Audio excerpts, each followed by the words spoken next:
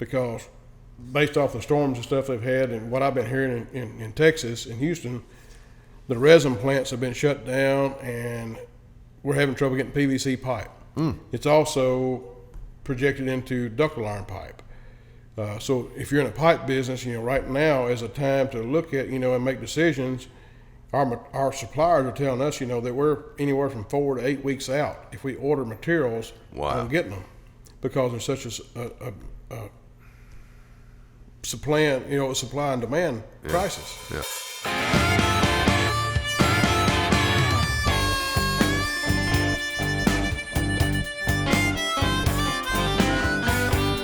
Hey guys, welcome to the ProfitDig Radio Show. I'm Chris Work. I'm here with Jeff Spencer. Changing directions, sort of. You've talked about at times when material prices are down, and if you have places to store them, yes, you'll go in, and while you have a really good price on it, you'll go ahead and buy it up for future jobs and store it somewhere. Is there any, if material prices are climbing, do you ever do any purchases there in anticipation that the prices are going to continue going up? Well, right now sort of stop that is a good time to ask that question, because based off the storms and stuff they've had and what I've been hearing in Texas and Houston, the resin plants have been shut down and we're having trouble getting PVC pipe. It's also projected into ductile iron pipe. So if you're in a pipe business, right now is a time to look at, and make decisions. Our suppliers are telling us, that we're anywhere from 4 to 8 weeks out if we order materials on getting them, because there's such a supply and demand crisis. Yeah. Because there's not enough pipe to go around. And I've talked to some of my material suppliers in the last few weeks saying that they're like, you're Joe Blow. You don't deal with this pipe company A very often. You call them up and say, hey, I need to get X amount number of pipe. They won't even deal with you if you're not a regular customer. Really? They're trying to save our product for their regular customers. Oh, that makes sense. Yeah. And when the market's up, which pipe's up right now, I would hate to say stockpile on it, but it's been on a steady incline for the last couple of months. It's going to turn around, but I don't know when that's going to be. Right. And so if you got jobs on the books that are ready to start, it makes sense. Yeah, go ahead and buy it up and supply it. The only catch is we got PVC pipe, it's got a birth date on it when they manufacture it. Sunlight fades out PVC pipe, also makes it brittle. So you need to have a shedded area or tarp it to store it. All right. And tarps, grand scheme of thing, you go out and spend $200 or $300 in tarps to tarp your stockpile, it's going to be worth it in the long run. Yeah. But the thing is, put your orders in now, get your pipe.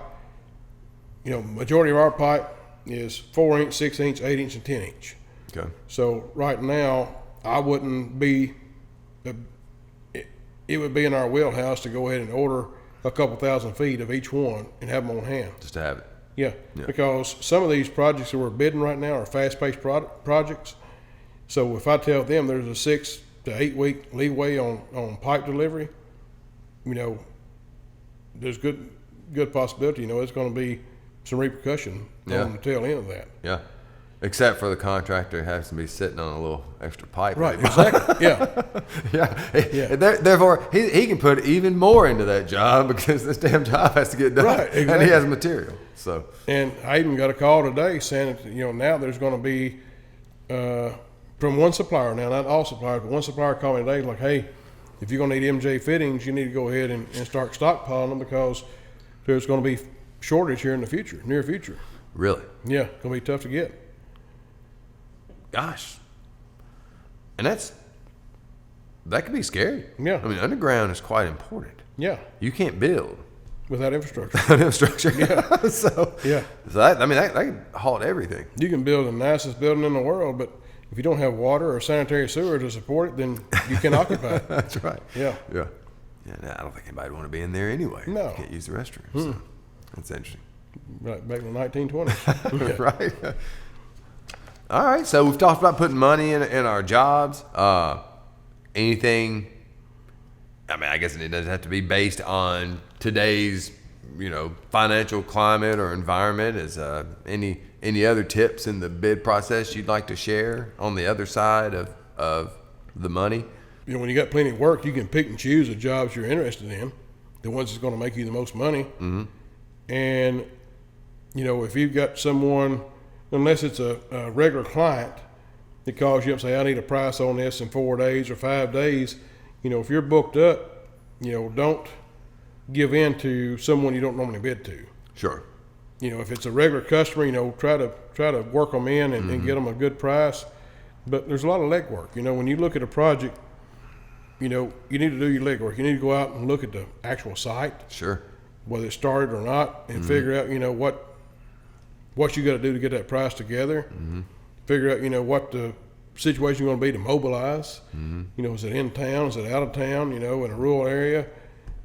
How many mobilizations you got to make? A lot of key points you got to before you ever even start the bid process.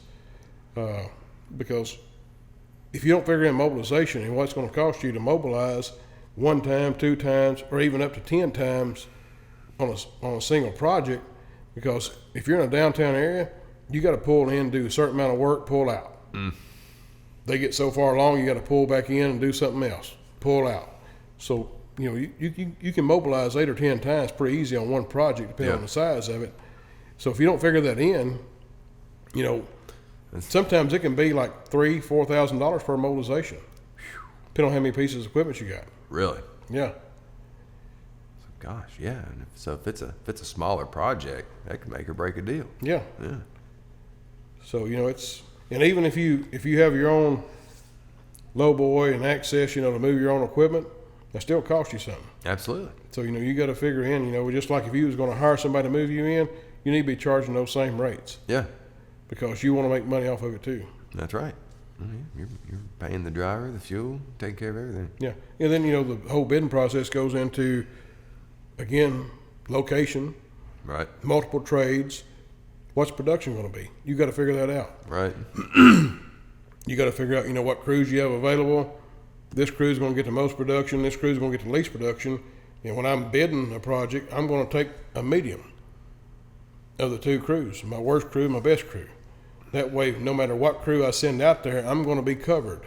Yeah. In that process. Hopefully, going to be covered. Hopefully, yeah.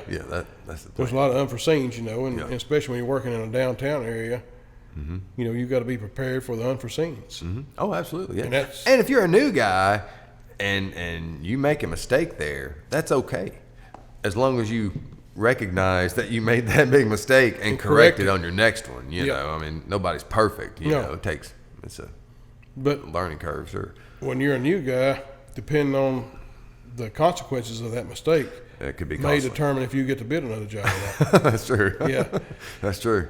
Yeah. So, it's really very important to do your legwork up front and don't just throw numbers at a job based off of what somebody else says it's worth. Right.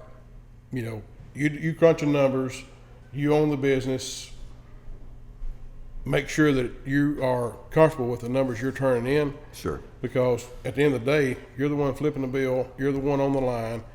If you can't make that project happen and it costs you more money than what you got in it, then there's a pretty good chance you're not going to survive for the next job. Right.